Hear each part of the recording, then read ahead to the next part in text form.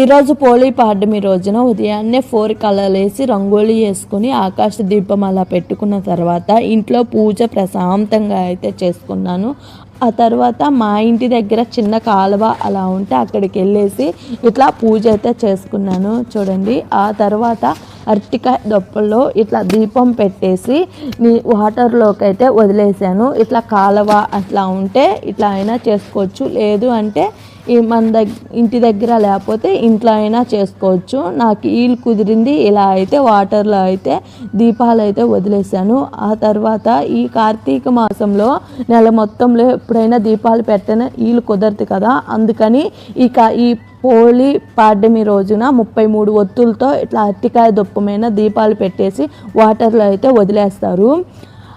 శివాలయం గుడికి కూడా వెళ్ళి దర్శనం చాలా బాగా అయింది, అభిషేకం కూడా చేశారు. ఈ వీడియో కూడా మీకు బాగా నచ్చితే సబ్స్క్రైబ్ చేసుకోండి.